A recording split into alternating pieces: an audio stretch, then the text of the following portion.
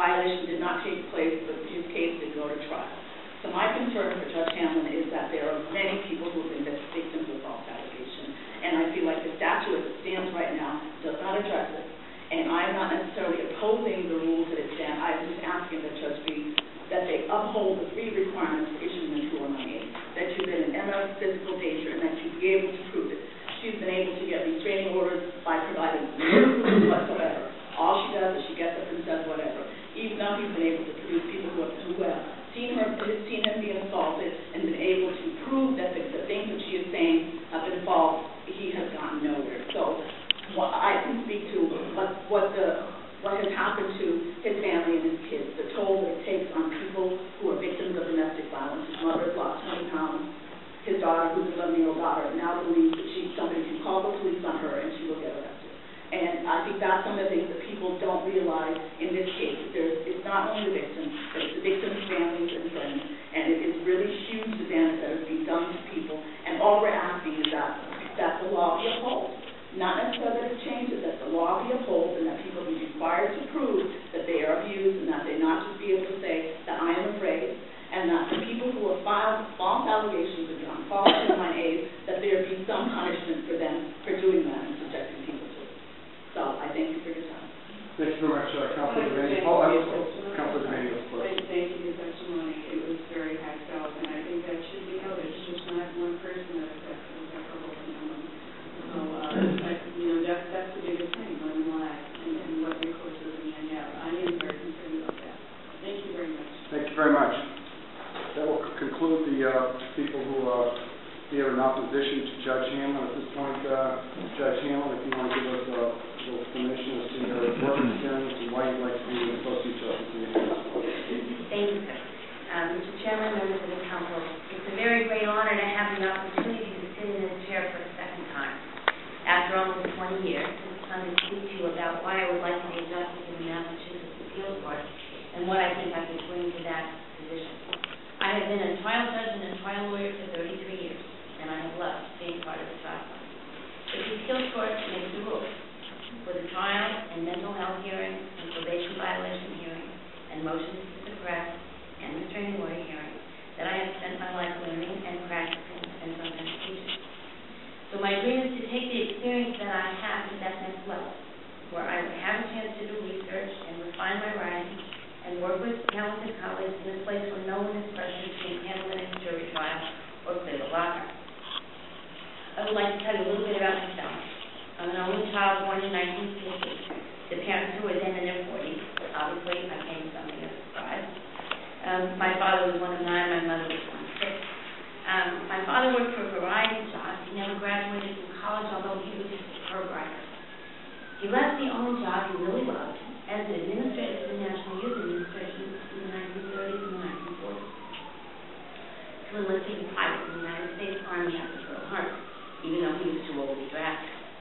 When he came back from the war, he alternated between government jobs and campaigning until he settled in the Social Security Administration in his mid-50s, a job that he hated but kept so that my mother would have a secure retirement and I could go to college. My mom grew up on a farm in Missouri and left high school in her junior year to work for Ford. Her father was murdered when she was 18, and friends of the family paid to send her to business school. She worked until she was almost 70 as a bookkeeper for small electrical firms. Nowadays, I think they call that an accountant, but my mother described herself as a bookkeeper.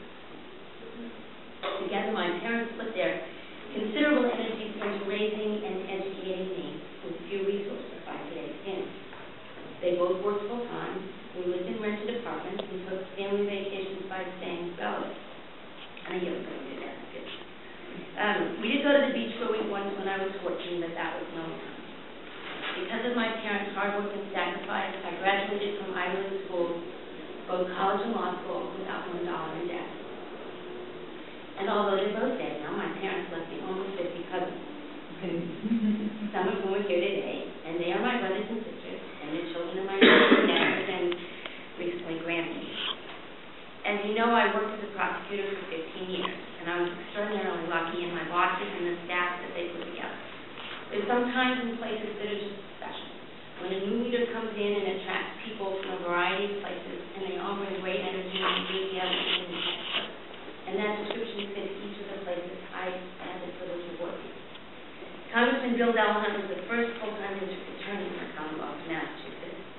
took office in 1975, he hired experienced prosecutors, but also experienced defense lawyers from private practice and from the Mass Defenders Committee.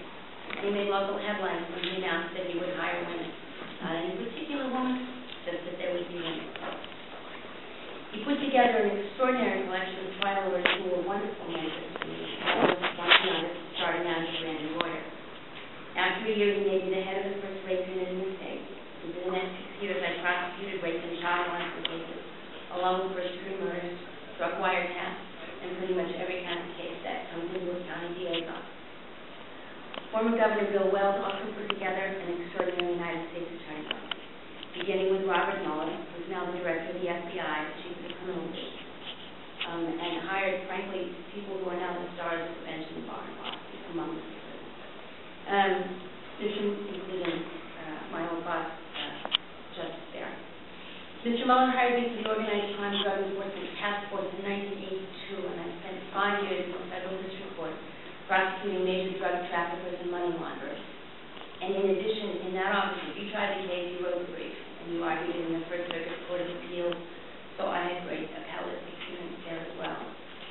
I left the United States Attorney's Office in 1987 when the newly elected Attorney General, Judge Hanlon, asked me to put together a drug investigation and prosecution unit in the Department of Attorney General. I negotiated the return of the state police to that office with 18 assigned drugs, along with 5 Boston police officers. And I hired an impressive group of 5 lawyers for the drug unit. One is now a prominent defense attorney, one a professor at Boston College Law School, and one the first justice of the Taunton District Court. For the next 3.5 years, I supervised drug investigations and prosecutions, and I tried 5 cases of my own. I also drafted and lobbied for legislation, including the statute that made the possession of ecstasy a crime and some refinements of the narcotics forfeiture law. I left the Attorney General's office when Governor Dukakis appointed me to the Dorchester Court in 1990. And I have been there in what I consider one of the busiest courts in the Commonwealth for more than 18 years. I have been the first justice there for almost 15 of those years. Dorchester gives you a seat on the front line for virtually every conflict that comes to the court. I have enjoyed my time there enormously. I have learned something every day, and I have never been bored for a minute. I didn't think this was going to be fun. I work with wonderful people who work flat out every day to help people and to keep people safe. In addition, in 1992, Chief Justice Stoll asked me to chair the District Court Domestic Violence Committee. I'm proud of all of the work that committee did, but especially for drafting the trial court guidelines for restraining order hearings. We took testimony from us. We wrote a draft. We circulated the draft. We got a lot of comments. We rewrote the draft. We recirculated the draft. We rewrote the draft. Eventually, our draft was cited approvingly by the Supreme Judicial Court in Presiding versus Presiding, and then approved by the NJC as the trial court guidelines for abuse prevention proceedings. It's available on the trial court website, both the guidelines themselves and the commentary. And I encourage anyone who has questions about that document to, it's completely accessible. I believe that it stands up today, after almost 15 years, as a useful and thoughtful roadmap for restraining order hearings, one that takes fairness and due process as well as public safety. One of the best things about Dorchester Court has been an opportunity to create or to encourage others to create programs that help people. I do think I deserve primary credit for the Dorchester Court Literacy Program, Judge Miller for the Women's Program, Bernie Fitzgerald certainly for the Fatherhood Program, Judge Bob Simeon for the Drug Court. Several of us, I think, share credit for the Domestic Violence Court. But as first justice, you can do enormous good, just by giving other people a chance to follow their own good ideas, and by supporting them, and that's what I have tried to do. The result has been that I have had the opportunity to see people do well. This is an unusual experience for a judge. Usually we see only the failures. But I see them not just at the graduation